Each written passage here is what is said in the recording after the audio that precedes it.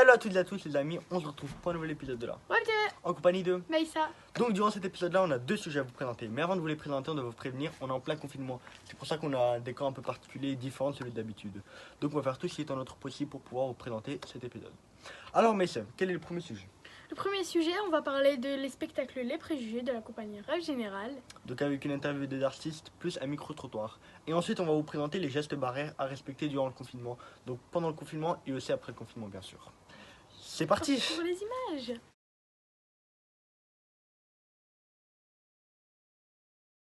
Ça te fait quoi que je te dise non? Tu me dis que c'est mort, pas possible. Non, tu me dis non, tu me dis non. Entrons un moment dans cette salle. Eh bien, que me voulez-vous donc, monsieur de l'Épine? Alors bonjour, je m'appelle Clotilde, je suis comédienne sur le spectacle Les Préjugés. Je m'appelle Marine Normand, je suis metteur en scène de la compagnie Rêve Général. Je m'appelle Joséphine, de Surmont, et voilà, je suis comédienne. Alors je m'appelle Martin Lenzoni et je suis comédien sur le spectacle Les Préjugés de la compagnie Rêve Général. Je fais ce métier depuis 10 ans. Qu'est-ce qui vous a donné envie de faire ce métier ? Alors ce qui m'a donné envie de faire ce métier, d'abord c'était de raconter des histoires. Alors au départ j'étais comédienne et il se trouve que j'ai rencontré un texte de théâtre que je ne connaissais pas, qui s'appelait Le Collier d'Hélène, d'une dame qui s'appelle Carole Fréchette.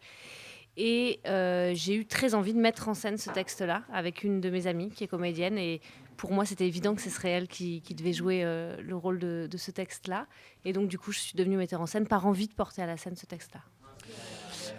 J'ai commencé à prendre des cours de théâtre quand j'étais petit, j'avais 6 ans, et des cours en amateur. Et ça m'a plu et j'étais hyper emballé par ce métier et la faculté de pouvoir raconter des histoires et d'ouvrir l'imaginaire et de faire des choses qu'on ne ferait pas du tout dans la vraie vie.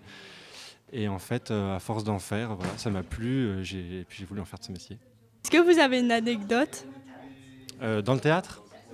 Oui, avec ce spectacle, il y a quelques années, on a joué sous chapiteau, alors que d'habitude on joue dans des théâtres. Et il y avait un système électrique un peu complexe et qui a sauté à un moment pendant la pièce. Et donc on s'est retrouvés dans le noir, avec les spectateurs dans le noir, en pleine pièce.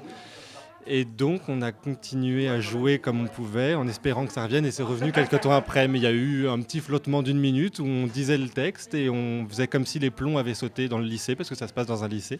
Mais en fait on était dans le noir. D'accord. Et pourquoi vous êtes tous habillés en fluo?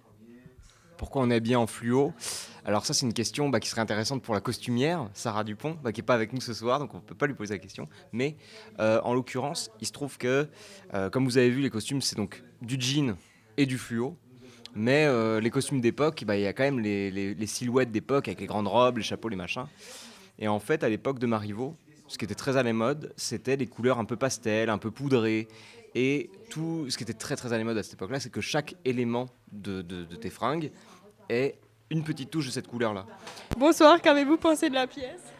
J'ai beaucoup aimé la pièce, j'ai trouvé ça génial. Le petit bémol, ce serait que peut-être trop de répétitions et du coup après à force on s'ennuie.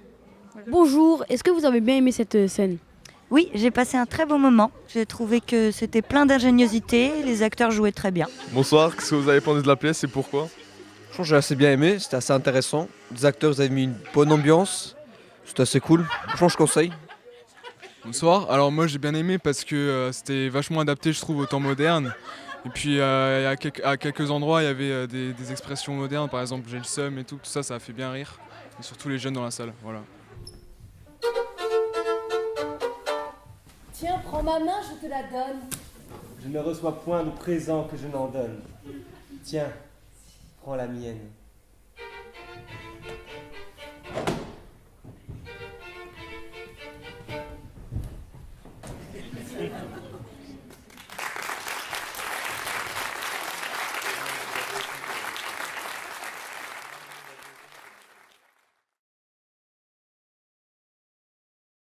Alors il faut garder 1 mètre de séparation entre personnes. Et il ne faut pas se toucher les visages, même si c'est gratouillé un petit peu.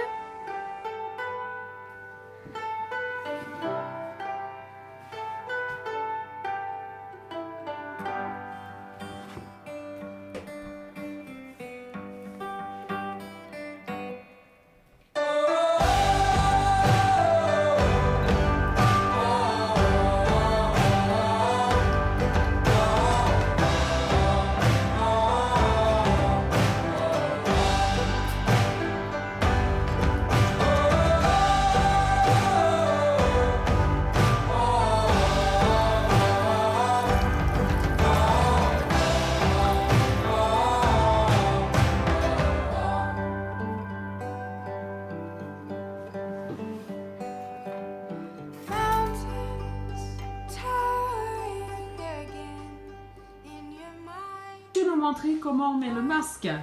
On prend un masque. Très stylé. On met les deux branches derrière et on met une branche comme ça. Et voilà. Et tes cheveux? Voilà. Coucou Laura. Coucou. Salut, c'est Admire. Pour ceux qui me connaissent, vous savez que j'accompagne les jeunes depuis maintenant 1 an et demi sur le développement de la Sergio TV. Aujourd'hui, je voulais participer à cette vidéo pour vous sensibiliser sur un des gestes barrières qui est de mettre des gants. En fait, mettre des gants, c'est un geste barrière qui est un peu traître parce que on se dit qu'on est protégé, donc on fait un peu n'importe quoi et finalement, ça ne protège pas du tout. En fait, si vous utilisez des gants pour vous protéger, c'est bien, mais alors il y a quelques conditions à respecter, sinon ça sert à rien. Il y a 3 grandes règles. La première, c'est une règle que vous connaissez déjà, c'est ne jamais se toucher le visage. La deuxième, c'est de se laver les mains avant et après les avoir mis. Et la dernière, c'est celle à laquelle on pense jamais, c'est les objets. Quand vous portez des gants, il faut essayer d'éviter les objets que vous allez réutiliser par la suite. J'explique pourquoi. Imaginez que là, sur ce gant, j'ai le virus. Je vais utiliser par exemple cette calculatrice.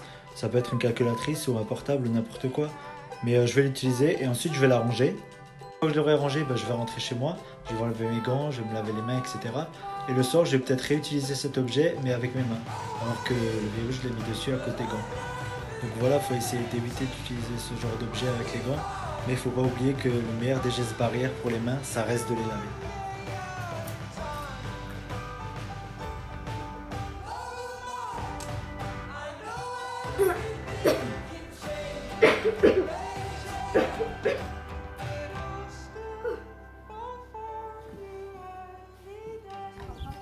C'est...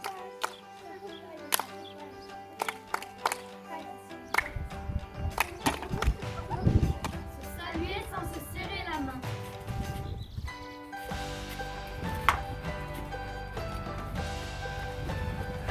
Tousser ou éternuer dans son coude ou un mouchoir à l'usage unique et le jeter.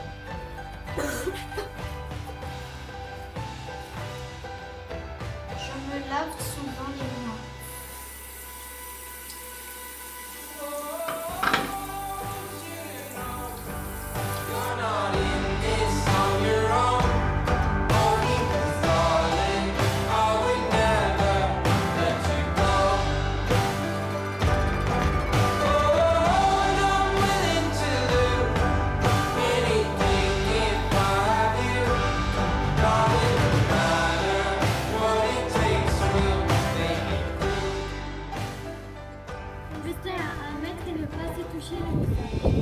Merci d'avoir regardé cet épisode de la Routine. N'hésitez pas à liker, partager et vous abonner. Et surtout, restez chez vous.